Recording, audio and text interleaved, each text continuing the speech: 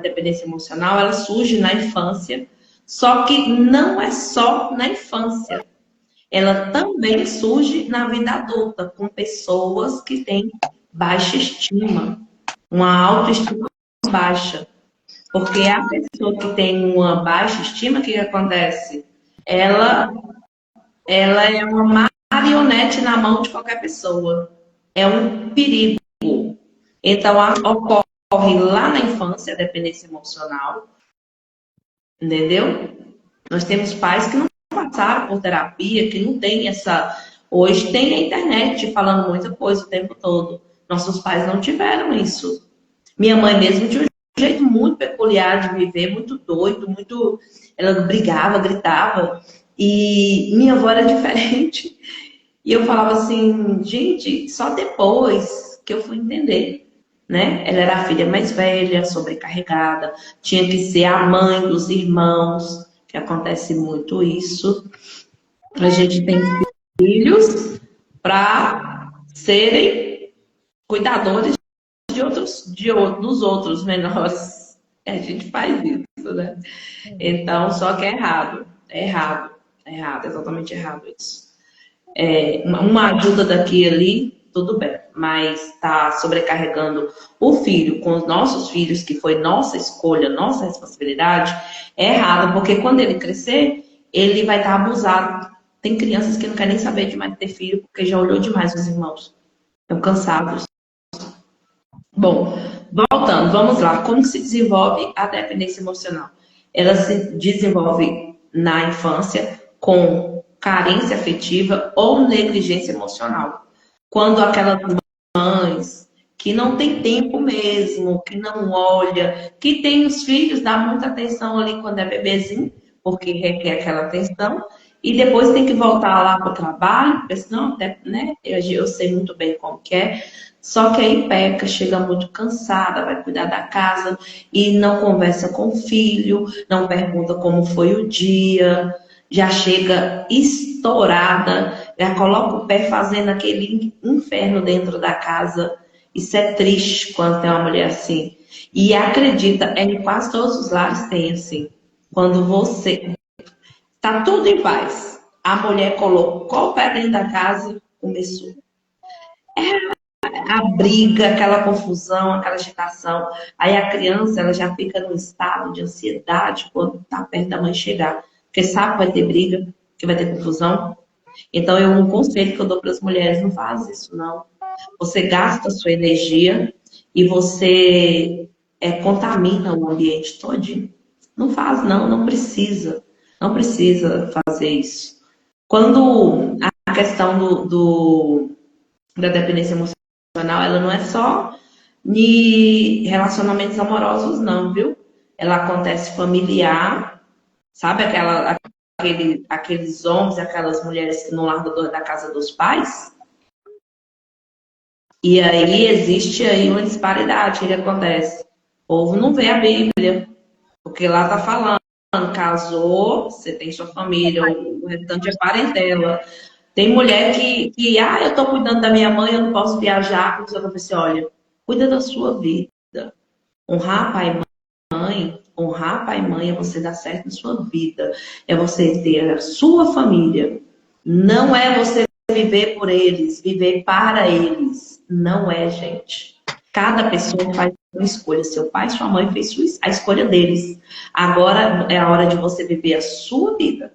Você não pode anular os seus projetos por causa do seu pai e da sua mãe.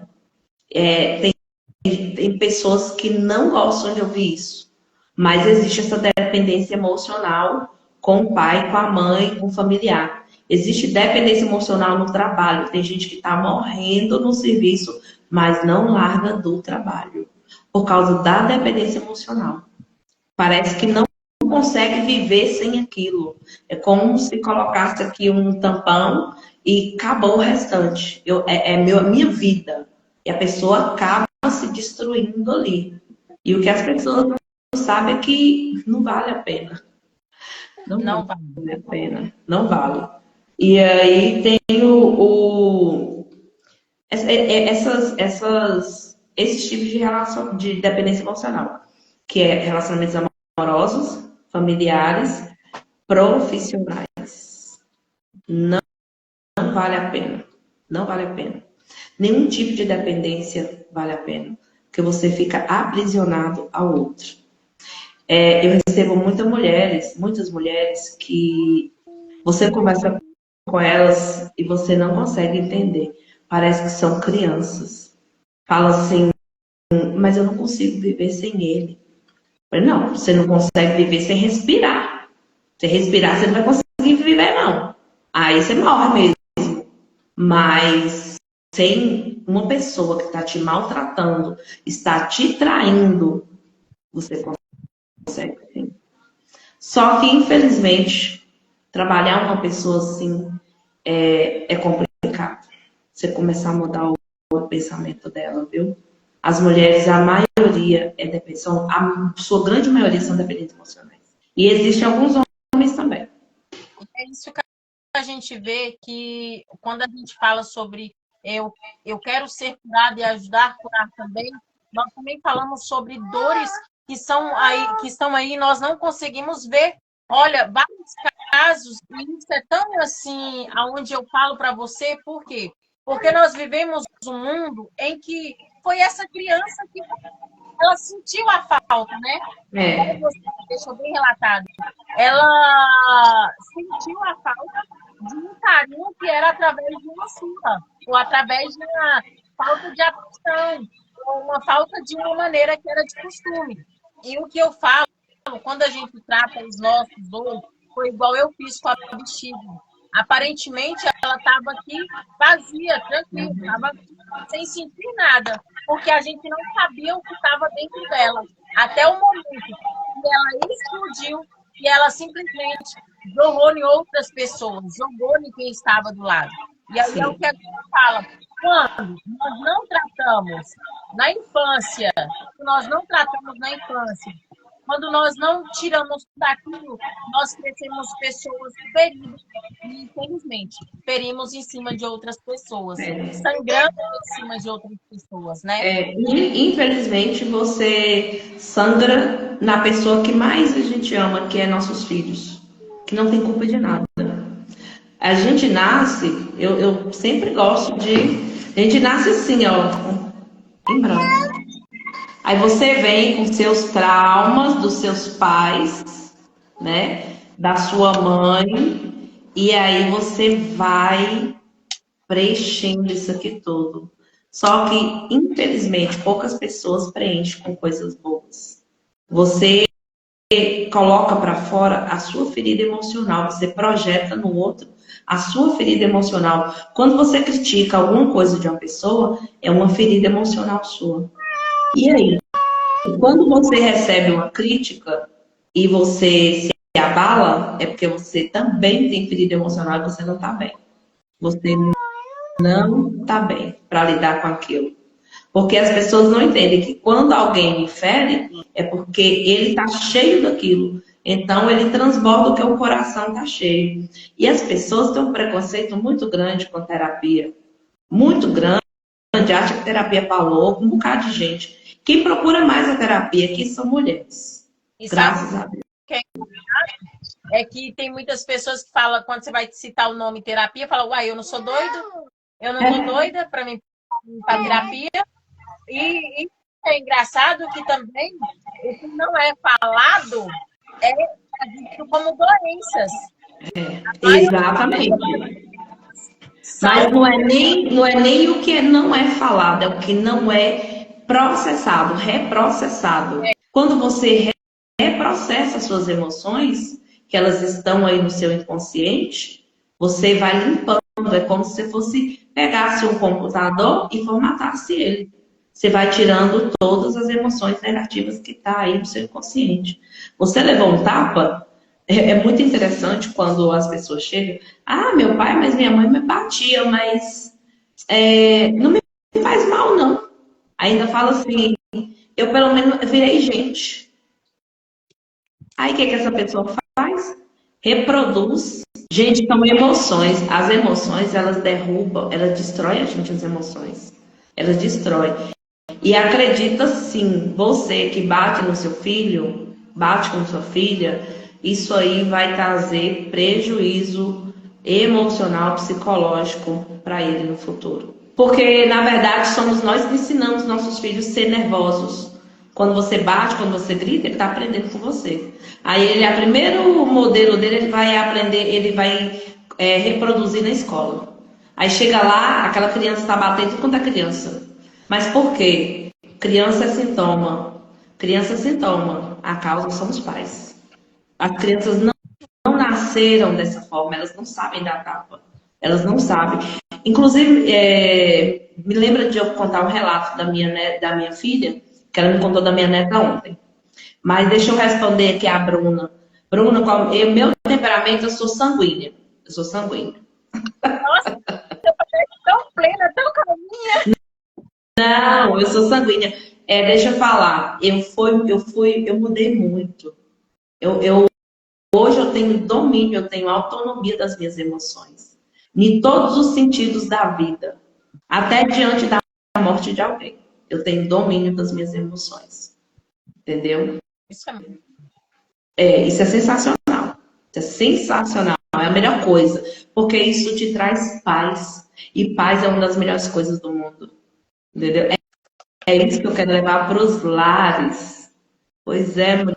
Eu pensei que fosse pneumática. Não, Deus me livre, não. Nada contra os pneumáticos, mas eu não sou desse jeito, não, viu? Eu acho os pneumáticos muito, muito devagarzinho. Não vai, não. Eu sou sanguínea. Mas é porque eu aprendi Mas eu sou sanguínea. Eu sou barulhenta, eu sou... Entendeu? O que aconteceu? Olha pra você ver. Minha filha me contou isso hoje. Minha neta tem 2 anos. A educação dela é totalmente diferente, porque eu fui uma mãe que bati nos meus filhos. Eu tenho 3 filhos. Uma de 28, uma de 21, de 22, um rapaz e um de 10. Esses 2 caíram no chicote, porque era a Vanessa antiga. A Vanessa que foi moldada, que foi forjada, né, por minha mãe, né? Então eu fui forjada por alguém. Então essa Vanessa batia nos filhos e gritava, humilhava e fazia tudo, sabe? Coisa horrível. Aí salvei o de 10 anos, que foi aonde foi minha transformação. E agora, minha neta, que eu mudei o comportamento lá em casa, mudei o comportamento da minha filha. Muita conversa, muita conversa, muita conversa. E aí o que acontece? A gente não tem tapa. E olha que minha neta, ela é bem impulsiva, sabe? Então. Não, eu fui mãe aos 17 anos. Hoje eu tenho 45 anos. Mas eu fui mãe aos 17 anos. O segredo está na o segredo está em um monte de coisa. E o segredo também é que a pele dela é linda, né? Não, ela ainda não...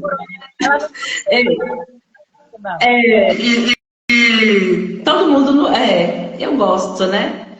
Igual eu, mas minha filha, ninguém imagina que somos mãe e filha. Ninguém imagina, acho que somos irmãs. Então, aí o que aconteceu? Quando foi ontem, minha filha me contou um negócio, assim, que ela estava brincando com outra menininha que mora na rua, e aí, de repente, minha neta começou a chorar muito. Chorando. Aí eles foram ver o que aconteceu. Aí a menininha estava brincando de mãe e filha. Tava brincando de mãe e filha e colocou minha neta de castigo. E colocou ela de castigo lá sentada e tal. E ela começou a chorar, né? Querendo sair, porque ela não entendeu o que era aquilo. Porque lá em casa é o diálogo mesmo, é a conversa, é abaixar, é olhar no olho, é acolhimento, é dar limites. Então é muito assim. Só que minha neta começou a chorar, porque a menininha, a coleguinha dela, colocou ela de castigo. Então foi muito, muito interessante isso, que eu falei, gente do céu, eu não tinha nem atinado, né? Que uma criança que não precisou nem saber o que é castigo. Por quê? A gente usou o diálogo, a conversa, o limite, o acolhimento. Então, foi muito interessante esse negócio. Ela é E aí toda... você conseguiu colocar. E aí a menininha colocou ela de castigo aí. Colocou ela de castigo e ela começou a chorar, porque nunca aconteceu isso. Aí minha filha foi ver o que aconteceu. E ela estava lá, porque não podia sair. A outra falou que ela não podia sair. E ela ficou apavorada. Minha filha explicou para ela, não, a gente nunca coloca de castigo, porque a gente sempre conversa com ela, e ela é muito inteligente, as crianças, elas entendem. Quando você conversa nesse tom de voz, olha no olho, você abaixa na mesma altura, as crianças entendem. Só que é o seguinte, aí eu tenho uma mania de falar uma coisa. O que acontece? Sabe por que seu filho não te obedece quando você bate? Por quê? Porque ele fica esperando o comando da surra para te obedecer. Nós treinamos ele no comando do grito ou da surra. Só obedece quando bate. Por que faz isso? Porque, minha mãe não me bateu, então eu posso continuar fazendo. Porque a gente programou ele para fazer só quando a gente bate. Ou a gente programou ele só quando tira um grito que a criança chega treme. Eu só teve uma vez que eu consegui mexer no coração do meu pai, mover o coração dele. Meu pai, quando ele ia bater na gente, ele esperava nós dormir para poder. Ele levantava de noite quando nós estávamos dormindo e ia bater na gente, né? Porque ele avisava, ficava dias avisando. Quando eu te pegar, cabritinho berra. Quando eu te pegar, cabritinho berra. Aí, beleza. E ficava nesse cabritinho berra. Até que um dia, eu tinha feito tudo que eu falei, não, hoje eu apanho, hoje eu vou apanhar, não tem jeito.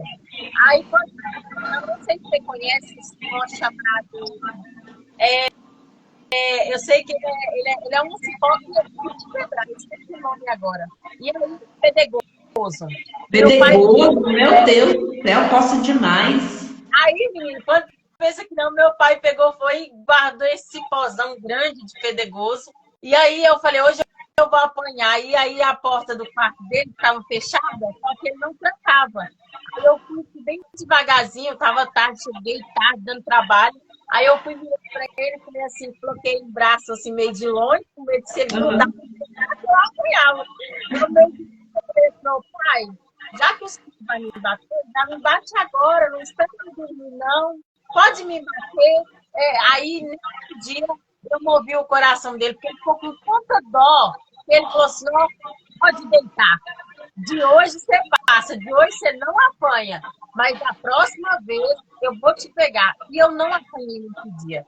Então a gente já tinha aquele costume. Até que um dia eu disse, não, o meu refúgio agora é falar para o meu pai que eu aprontar e falar para ele assim, pode me bater que eu vou mexer no coração dele, ele não vai me bater. Até que um dia eu tornei fazer isso e falei para ele, pai, o senhor pode me bater. Até que ele falou assim, pois vou ficar. E chicote comeu. Apanhei tanto. Mas o que isso me trouxe de lição? Isso me trouxe de lição que não era a forma que eu tinha feito a primeira que ia funcionar. E também me trouxe de lição que, se eu tivesse aprendido que bater, que o segredo não estava no bater, estava em conversar. Várias vezes eu falei para ele, pai, por que o senhor não senta comigo e conversa? Se o senhor sentar e conversar, eu vou te ouvir mais do que o senhor me bater. O senhor... E aí ele corrigia eu dessa forma. E o que acontece? Hoje, a gente vê que, hoje eu graças a Deus, depois de velha, de mais jovem, né, eu fui aprender. E foi depois também que meu pai sentou comigo e me pediu perdão. Ele me pediu perdão e no que ele me pediu perdão, a gente conversou, ele me explicou tudo o porquê daquele jeito dele. Então, hoje, gente, a gente estamos aqui nesse momento incrível, nesse momento de trazendo reflexões para a nossa vida, para trazer que o segredo não está em bater. Não dá. Só pior. O segredo também não está em você xingar. Você é burro. Você não dá conta. Você não presta. Você não isso. Você pega seu segredo, tudo que você faz, você faz. O segredo não está nisso. Você lembra que é um papel em branco. Você é burro, uma carimbada. Você é insuficiente, uma carimbada. Você não sabe fazer nada direito, uma carimbada. Você é preguiçoso, uma carimbada. Você vai carimbando seu filho, carimbando. E vai tudo sendo absorvido pelo inconsciente dele. Ele realmente vai crescer achando que ele é tudo aquilo que o próprio pai, a própria mãe falou. E deixa eu saber, 100%. como que funciona quando a gente chega no seu consultório? E, por exemplo, porque é igual você falou, a fala, às vezes, tem gente que chega, fica calada e não fala nada. Você trabalha e aborda de qual forma? Olha só, a terapia TRG, você não precisa falar. Eu preciso que você. Qual é mesmo o nome da terapia TRG? Terapia de reprocessamento generativo. Sim. Terapia de reprocessamento. A gente reprocessa as emoções negativas. O que é reprocessar? É voltar de novo, várias vezes. Você tem aí uma memória negativa. Vamos supor, uma surra do seu pai específica que foi muito violenta. Eu vou pedir para você voltar nessa surra. Você vai voltar, você vai sentir muita coisa. Você vai sentir nó na garganta, você vai chorar, você vai sentir às vezes coceira nas pernas, você vai sentir suas pernas agitadas. Você sente várias coisas que é o somático, né? O psicossomático, que é as reações no seu corpo. Conforme você vai voltando, as primeiras notas são terríveis. É 10. Que nota que você dá ao voltar, que voltou lá agora? 10. Aí faz o filme mais uma vez, por favor. E agora? 10 ainda. Volta mais uma vez, por favor. Já não foi tão ruim. Foi um 7. Aí volta de novo. Foi 5. Até que simplesmente essa nota zera. E chega um momento que você não acessa mais a visão do seu pai de parteiro. Vira um paredão branco e você não consegue fazer a visão dela mais. Então, isso é reprocessar as emoções. O generativo é você vai gerar novas conexões neurais a partir daí, porque o seu drive está limpo. Então, você vai gerar novas conexões. Você vai ter um novo modelo para trabalhar. Entendeu? Essa terapia, ela é poderosa demais. Mesmo quando a gente, aí no caso, por exemplo, se a gente relata o acontecido, não nos dói mais, ou não tem mais. Não dói nunca mais, não volta mais nada. Pessoas com depressão, pessoas de luto, voltam muito pessoas no luto, porque a pessoa sofreu ali, mas não viveu aquele luto. Ficou aquele luto que vai virando uma depressão. Eu volto a pessoa lá nesse luto. E volta, revive a notícia na hora que recebeu. É muito doloroso, gente, não é brincadeira. Só que te cura. É uma cura emocional, não é um paliativo emocional, porque depois que faz o reprocessamento, não volta mais. Acabou, entendeu? Só se acontecer novas coisas. Aí sim, mas a gente volta. Então a gente vai reprocessando. Como que a gente reprocessa? Tem que voltar no dia. É bacana? Não é bacana. Mas se não voltar, o que acontece? O seu inconsciente está lá, ó, rodando, rodando. Às vezes você está rodando o feed e vem uma notícia. Aí você já começa um gatilho de ansiedade. Aí já é noite sem dormir, vai para psiquiatra, começa a tomar medicação. Então, aí quando tem a pessoa que ela não quer falar, eu já deixo bem claro. Tem gente que tem necessidade de falar, que são pessoas que são oral, neuroplasticidade, exatamente. Tem pessoas que têm uma neuroplasticidade muito bacana. Rapidinho, eu peço ela para voltar 1, 2, 3, ela já não estou conseguindo mais acessar. E aí, ali já, entendeu? É sensacional. E aí, o que eu estava falando mesmo? Na questão, fui parar para ler. Eu tentei TDAH, viu? Você falou sobre a questão da pessoa que volta. Ah, tá. Tem pessoa que. Não, eu não tem necessidade de falar. Eu falo que geralmente quem me procura tem dores emocionais lá do passado. Falo, tem algum evento que te machucou muito? A pessoa tem. Aí eu falo para ela voltar. Falo assim, olha, eu gostaria muito que você voltasse lá. Se você quiser me falar, tudo bem. Se não quiser, não precisa me falar. Aí pouquíssimas pessoas não falam, a maioria fala. Mas teve gente que não falou. Entrou mudo e saiu calado. Só me Certo? deu a nota 10. Só me deu a nota 10, 8, 5 e zerou. E aí, só que, aí eu pergunto. Aí, nada, gente, eu não preciso saber de nada. Eu coloco evento doloroso. Aí tem outra cena que você gostaria de reprocessar. A pessoa já tá ali entendendo, né? Aí tem outra cena, vamos voltar lá. E aí a gente vai fazendo isso com cena por cena e vai limpando o HD da Aí, pessoa, o inconsciente. ela nem precisa te contar, se ela não Não, quiser que foi curado, nem não, precisa. não precisa. Mas Não aí, precisa. Aí o quê? aí ela é, tipo assim, é livre daquilo, limpou. Contando ou não contando, a pessoa deixa, eu falo que ela deixa 1 tonelada aqui comigo. Ela chega pesada, aí ela reprocessa, deixa a 12 toneladas aqui e volta para casa dela leve e suave. Cada vez que ela vem, ela deixa mais 1 tonelada aqui e volta para casa, aí o sono já melhora, já consegue dormir à noite. Tem gente que toma medicação, que o remédio já começa a fazer um efeito muito grande porque isso potencializa, né? Como a sua mente não está tão barulhenta, a medicação ela exacerba, ela causa muito efeito.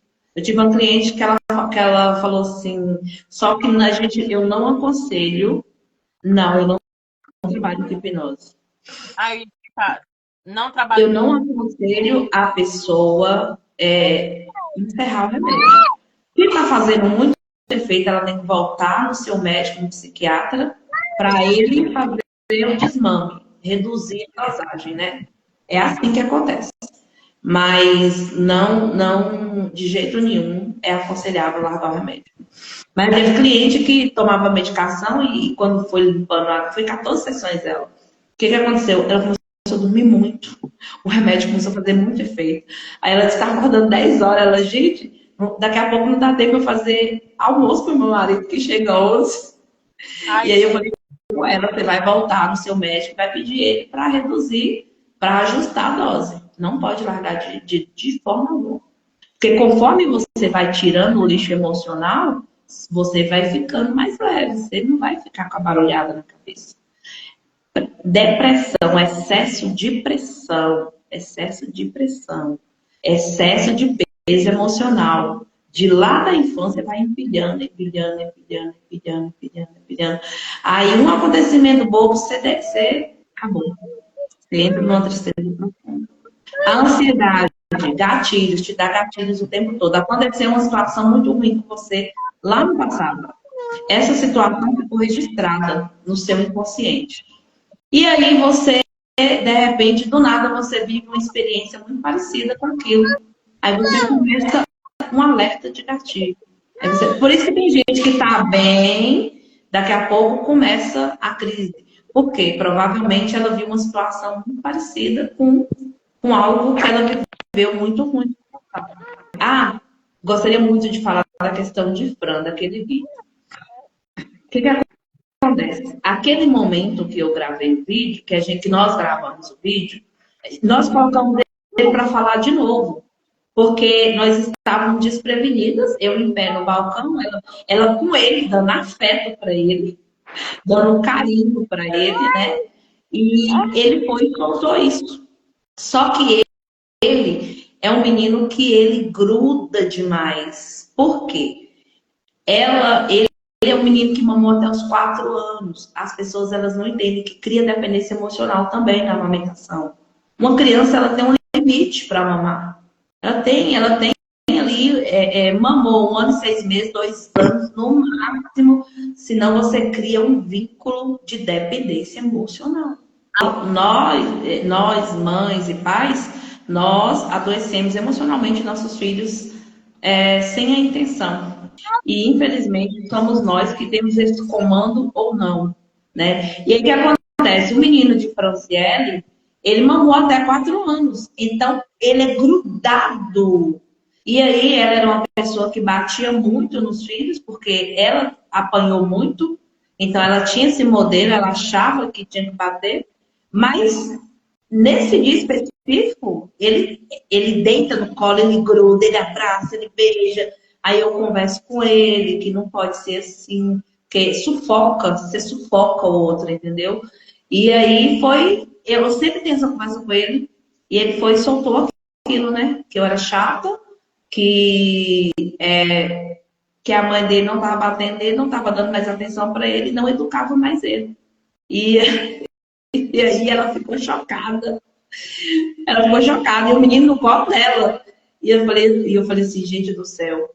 Aí ela, não, eu vou ter que gravar, porque você tem que trabalhar com isso, para você falar da dependência emocional. Ela ficou assim, uns 3 dias muito mal pensando nisso, muito mal mesmo, de imaginar o que ela estava fazendo com os filhos dela. Olha que o menino dela é novinho, Tem né? E 7 aí, anos. Eu estou atendendo uns clientes que elas, adolescentes, que os avós que fizeram medo elas. Então, são pessoas que têm medo de dormir com a luz acesa, sabe? Tem medo de ir sozinho em algum lugar.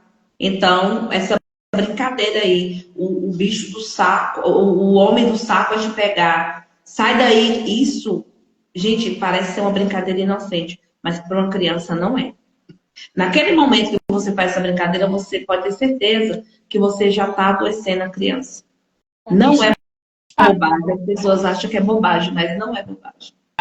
obrigado por este momento comigo. Eu espero que não seja apenas um, mas que seja um de muitos De muito. lives, porque é um assunto interessante e é onde outras mães, outras pessoas precisam ter essa ciência. É igual eu falo, Carregar. até para quem são casadas hoje, é bom porque você vai trazer lá de quando você vai curar sua criança para hoje você está tudo que você faz. E eu vou falar uma coisa, vocês aí que sabem de gente que vai casar, manda fazer terapia, porque vai pegar é isso aqui, ó. Vai vir a mulher assim, isso aqui é para os clientes, viu? Vem a mulher assim, vem o homem assim, tudo diferente. Aí, o que vai dar disso aqui? Isso aqui consegue fundir? Não vai. As ideias diferentes. Ela reprimida, né? Porque nós somos muito reprimidas, as mulheres. O que acontece?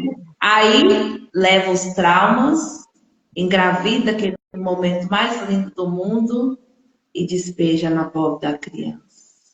Aquela criança que é para ser uma pessoa inteligente, com autoestima, uma criança capaz de tudo, igual você viu, igual eu vi você aí, ó, você deu uma água, você está mostrando para sua filha que ela é capaz, que ela tem capacidade de segurar um copo de vidro. Tem pais que não fazem, sabotam as crianças. A gente sabota nossos filhos. Não, menino, você vai quebrar isso. Você não consegue, não. E aí a criança vai ficando registrado aquilo. Registrado, registrado, registrado. É igual quando a mãe é muito super protetora, que isso é coisa muito de mãe super protetora. A criança não consegue fazer nada sozinha. Não consegue fazer absolutamente nada sozinha. Vira uma dependente emocional também. Porque depende de alguém sempre. Até para limpar a bunda. Tem criança que tem 4 anos, tem que gritar a mãe para a mãe poder vir limpar a bunda. Gente, vamos deixar nossos filhos assim. Seus filhos, eles adquirem dessa forma. Você elogiando, você falando que ele é capaz, você sem precisar gritar, não precisa gritar. Engula o seu nervoso, porque é a sua ferida emocional, então você vai para terapia. Não precisa bater, porque você dá uma registrada negativa no seu filho. Então, aprenda para lá no futuro não estar trazendo para terapias. Encher a boca de medicação, a mente, porque medicação ele apaga, ele não tem som de qualidade. Então, vamos cuidar agora, enquanto é tempo, vamos tentar salvar essa geração, o máximo de pessoas que vocês puderem. Fala mesmo, compra essa briga. Não, não bate no seu filho, não, cara. Vai fazer terapia. Você bate nele porque você apanhou. Compra essa briga mesmo. Eu comprei, eu peguei essa briga pra mim. Não bate, não, para. A criança, ela treme todinha na hora que você dá um tapa nela. Pelo amor de Deus. É o melhor. E também tinha isso mesmo. O melhor era para as visitas. O melhor sempre para o outro. É por isso que a gente vai esquecendo da gente, a gente vai se anulando. Você já reparou que o primeiro pedaço de bolo é para o outro? Quando chega a visita, a taça melhor, o jogo de cama é para o outro? Tá na hora de começar a usufruir do melhor, porque senão a gente morre e acabou. Não dá tempo mais. E deixa eu falar uma coisa, um recado aqui que Deus tocou muito no meu coração. Toma muito cuidado com os tiozão da vida, viu? Toma muito cuidado. Não coloca seu filho para sentar no colo de ninguém. Não coloca seu filho para dormir com ninguém. Chegou visita, seu filho é dentro do seu quarto. Não beija na boca do seu filho, da sua filha, porque eles vão achar que é normal estar beijando na boca de qualquer um. Dê nomes verdadeiros para as partes íntimas. Então, assim, eu estou falando isso porque é um grito de socorro mesmo. Cuidado com quem entra na sua casa para estar junto com seus filhos. Toma muito cuidado. Beijo. Deus abençoe. Beijo.